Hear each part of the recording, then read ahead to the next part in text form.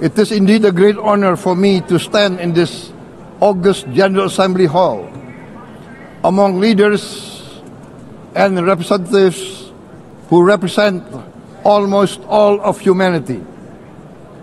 We differ in race, religion, and nationality, yet we gather together today as one human family.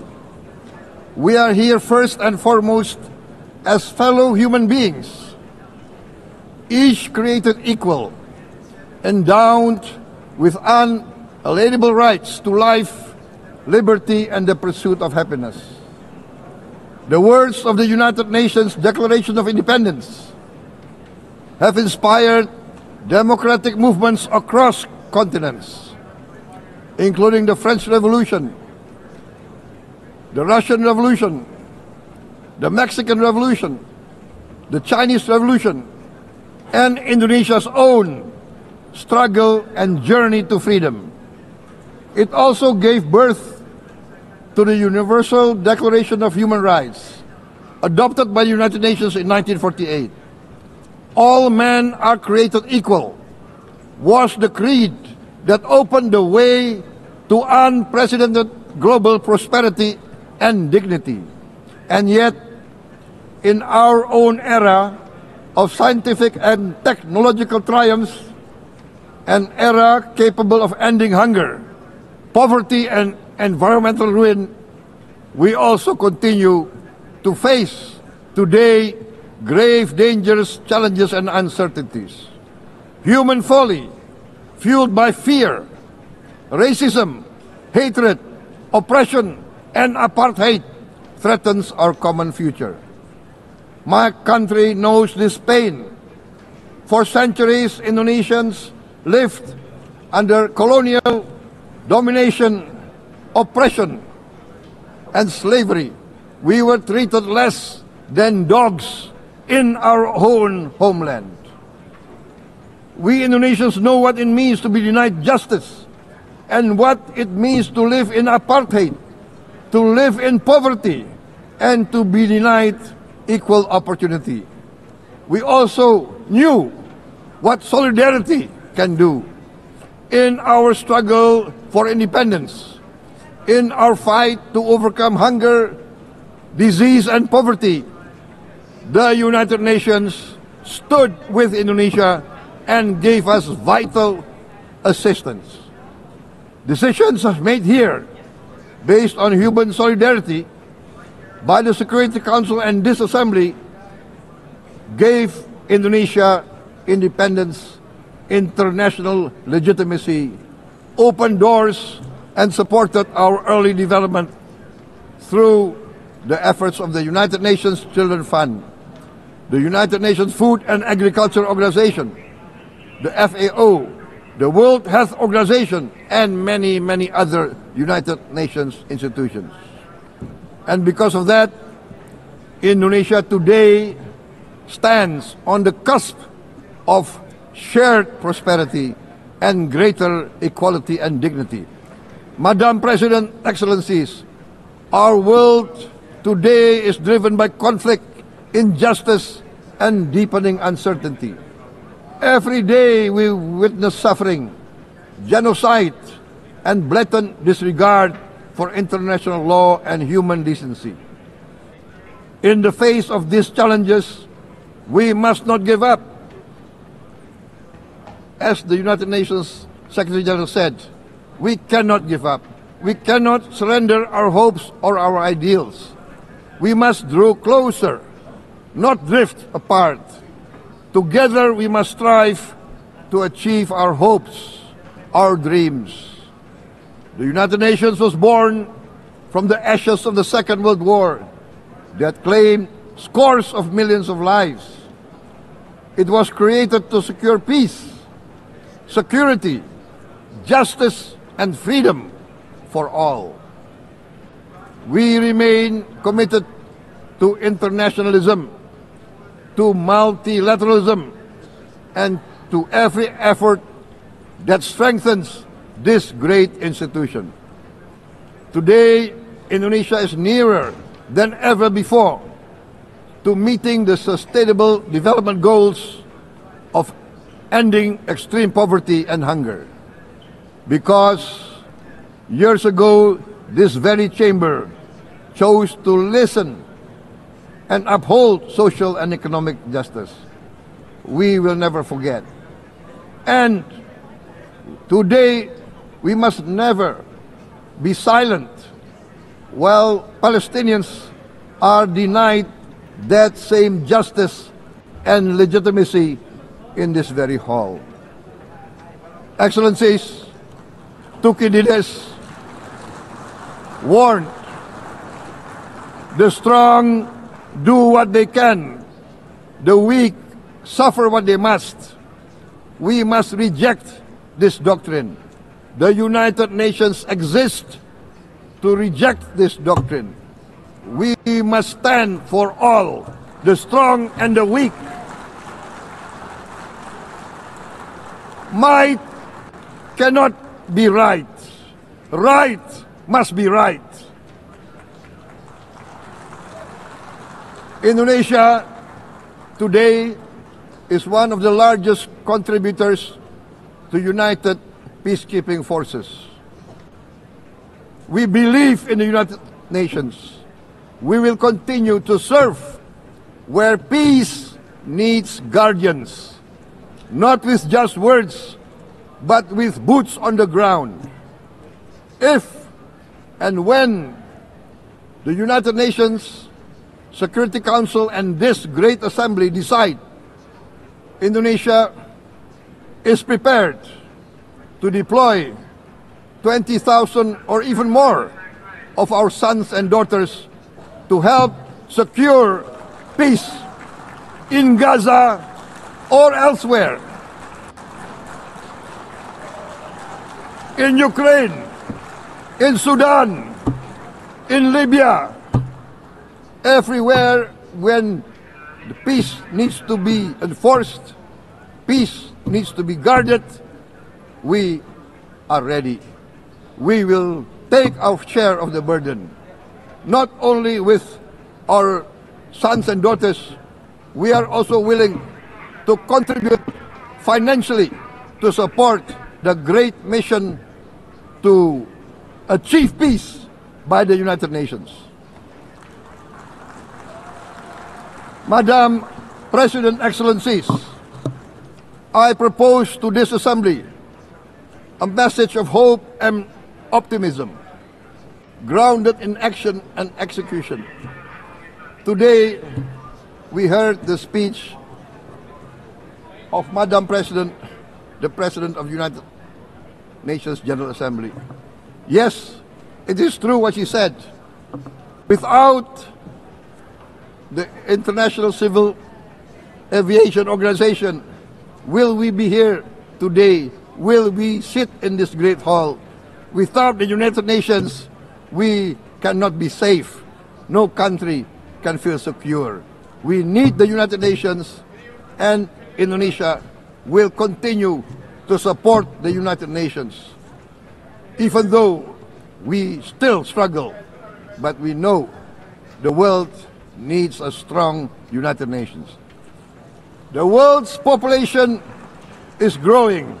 Our planet is under strain. Food, energy, and water insecurity haunt many nations. We choose to answer these challenges directly at home and to help abroad wherever we can. This year, Indonesia recorded the highest rice production and grain reserves in our history.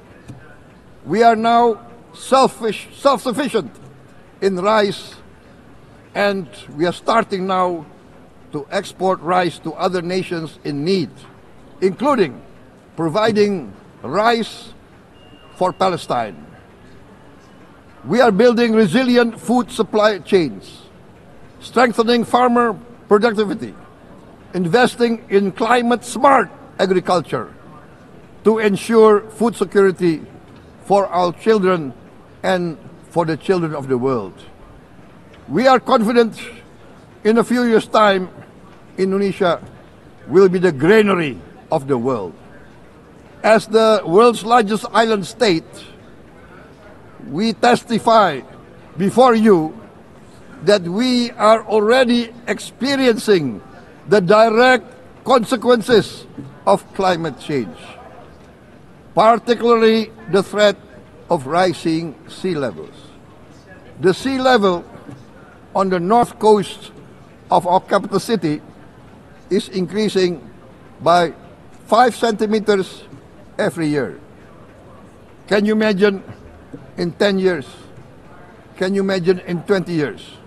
For this, we are forced to build a giant seawall, 480 kilometers in length. It will take us maybe 20 years, but we have no choice. We have to start now. Therefore, we choose to confront climate change not by slogans, but by immediate steps. We are committed to meeting our 2015 Paris Agreement obligations.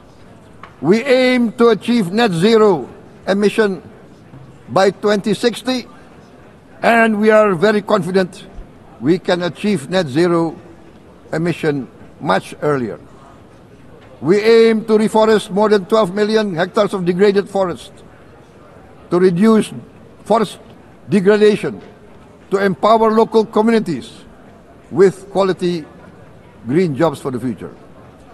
Indonesia is shifting decisively from fossil fuel-based development towards renewable-based development. From next year, most of our additional power generation capacity will come from renewables. Our goal is clear: to lift all of our citizens out of poverty and make Indonesia a hub for solutions to food, energy, and water security.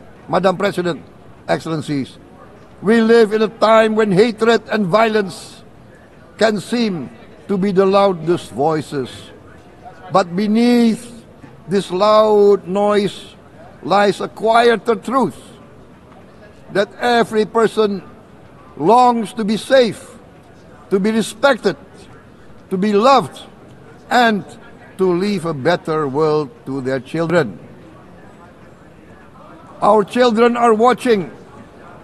They are learning leadership not from textbook, but from our choices. Today, still, a catastrophic situation in Gaza is unfolding before our eyes. At this very moment, the innocent are crying for help, are crying to be saved. Who will save them? Who will save the innocent? Who will save the old and women? Millions are facing danger at this very moment. As we sit here, they are facing trauma. They are facing irreparable damage to their bodies. They are dying of starvation. Can we remain silent? Will there be no answer to their screams? Will we teach them that the human family can rise to the challenge? Madam President, we must act now. Many speakers have said that. We must stand for a multilateral order where peace, prosperity, and progress are not the privilege of a few, but the right of all. With a strong United Nations, we can build a world where the weak do not suffer what they must, but live the justice that they deserve. Let us continue humanity's great journey of ideals, the selfless aspirations that created the United Nations. Let us use science to uplift, not use science to destroy. Let rising nations help others to lift themselves. I am convinced that the leaders of the great world civilizations of the West, of the East, of the North, of the South, leaders of America, Europe, of India, China, the Islamic world, the whole world, I am convinced they will rise to their role demanded by history. We are all hopeful that the leaders of the world will show great statesmanship, great wisdom, restraint, humility, overcome hate, overcome suspicion. Madam President, distinguished delegates, we are greatly heartened by the events of the last few days, where significant leading countries of the world have chosen to side with history, to choose the right side of history, the path of the moral high ground, the path of rectitude, the path of justice, the path of humanity, to shun hatred, to overcome suspicion, and to avoid the use of violence. The use of violence will beget violence. No one country can bully the whole community of the human family.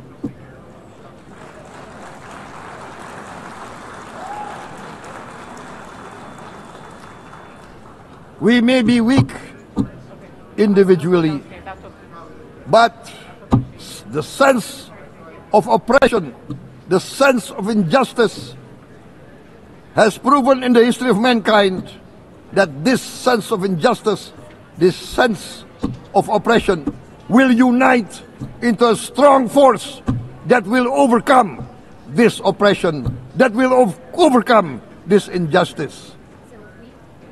To close, I would like to reiterate again Indonesia's complete support for the two-state solution in Palestine. We must have an independent Palestine, but we must also recognize, we must also respect, and we must also guarantee the safety and security of Israel. Only then we can have real peace, and no longer hate and no longer suspicion. The only solution is this two-state solution. Two descendants of Abraham must live in reconciliation, peace, and harmony. Arabs, Jews, Muslims, Christians, Hindus, Buddhists, all religions, we must live as one human family. Indonesia is committed to being part of making this vision a reality. Is this a dream? Maybe, but this is the beautiful dream that we must work together towards. Let us work towards this noble goal. Let us continue humanity's journey of hope, a journey started by our forefathers, a journey that we must complete. Thank you. Wassalamualaikum warahmatullahi wabarakatuh.